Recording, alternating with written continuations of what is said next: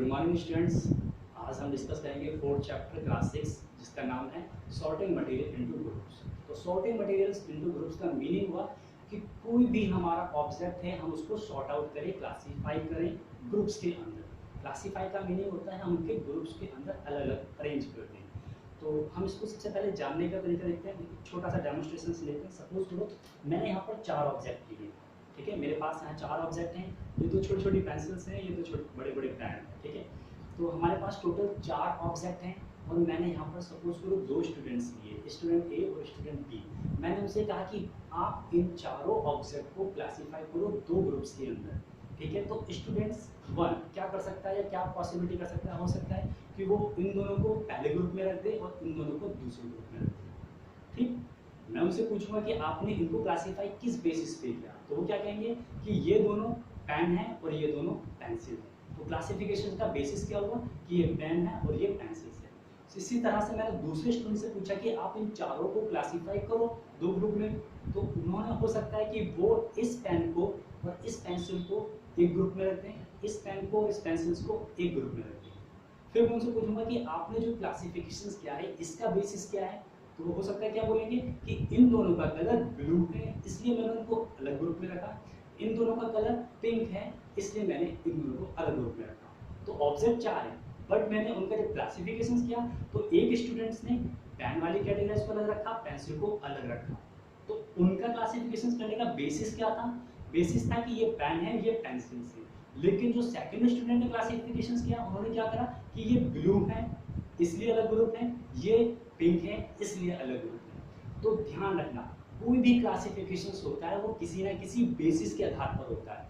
तो first student ने क्या बेस लिया कि ये पेन है और ये पेंसिल है। सेकंड स्टूडेंट ने क्या बेस लिया कि इनका कलर डिफरेंट डिफरेंट है, यानी कि सेम कलर्स को मैंने एक ग्रुप में, सेम कलर्स को दूसरे ग्रुप के अंदर। तो कलर क्या हो गया, ये इनका बेसिस हो गया। तो जिस भी बेसिस पे हम क्लासिफिकेशंस करते हैं उसको हम बोलते हैं प्रॉपर्टीज।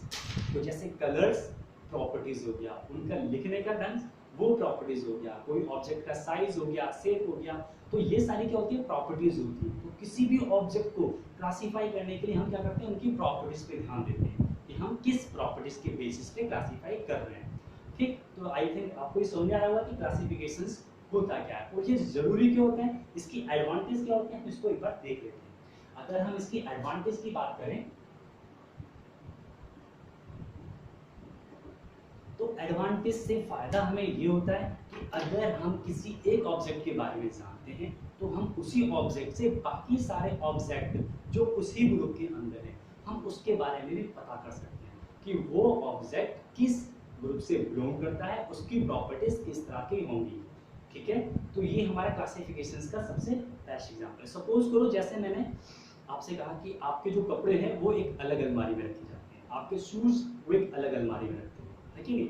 और जो बर्तन है उनकी एक अलग अलमारी होती है, घर के अंदर हर चीज़ की एक शॉर्ट हम बना देते हैं कि इसके अंदर ये सामान रखा जाएगा, इसके अंदर ये सामान रखा जाएगा, ठीक। अगर जैसे मुझे कोई कपड़ा चाहिए, पैंट चाहिए, शर्ट चाहिए, तो मैं कौन सी अलमारी में देखूंगा जिसमें मैंने कपड़े रखे पहनने वाले। क्यों, क्योंकि मैंने जो क्लासिफिकेशन किया है कपड़ों का वो उसी आधार पर किया है कि मैं पहनने वाले कपड़े उस अलमारी के अंदर रखूंगा, जूते में उस अलमारी में रखूंगा। तो वो मेरा क्लासिफिकेशन हो गया कि ये ऑब्जेक्ट जो पैरों में पहने जाएंगे वो इस वाली अलमारी में, जो ऑब्जेक्ट मैं बॉडी में पहनूंगा वो मेरे इस ऑब्जेक्ट इस अलमारी के अंदर। समझ में आया। तो क्लासिफिकेशन का ये फायदा होता है कि हम किसी भी ऑब्जेक्ट को आसानी से ढूंढ लेते हैं जब हमें जरूरत पड़ती है, और ये इसके बेनिफिट है। क्लासिफिकेशन होता क्या है और किस बेसिस पे होता है ये मैंने आपको बताया, ये उनकी प्रॉपर्टीज पे होता है। तो हम यही देखेंगे कि कौन कौन सी प्रॉपर्टीज होती हैं सब्सटेंस की जिनके बेसिस पे हम इनको क्लासिफाई करते हैं। Okay, I think you understand it.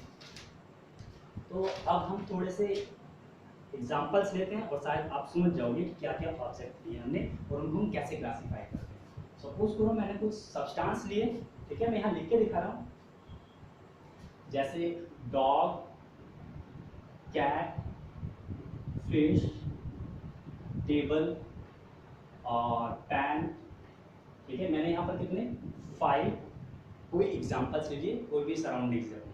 अब मुझे इनको क्लासिफाई करना है 2 ग्रुप्स के अंदर, वो भी क्या प्रॉपर्टीज किस बेसिस पे कि ये लिविंग थिंग्स कौन से हैं और नॉन लिविंग थिंग्स कौन से हैं। Living things, non living things. I I think you understand the meaning of living things and non living things. तो जो भी हमारे लिविंग थिंग्स हैं और नॉन लिविंग थिंग्स है, ये क्या हो गई, प्रॉपर्टीज हो गई। तो इन प्रॉपर्टीज के आधार पर, बेसिस पर हम इन सभी सब्सटेंस जो भी हमारे एग्जांपल्स दे रखे हैं उनको क्लासिफाई करेंगे।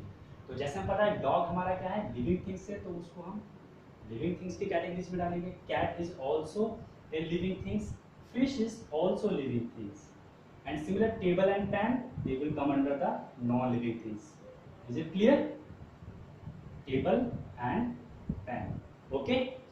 इसी तरह से हम कोई भी एग्जांपल्स लेते हैं तो हमें उनका बेस पता होना चाहिए कि हम उनको क्लासिफाई किसके आधार पर कर रहे हैं, कौन सी प्रॉपर्टीज हम अप्लाई कर रहे हैं। इसी तरह से कुछ प्रॉपर्टीज होती हैं जो हम अगली वीडियो के अंदर डिस्कस करेंगे कि किन प्रॉपर्टीज के बेसिस पर हम उनको क्लासिफाई करेंगे, फिर हम कुछ एग्जांपल्स भी लेंगे। Okay, yes.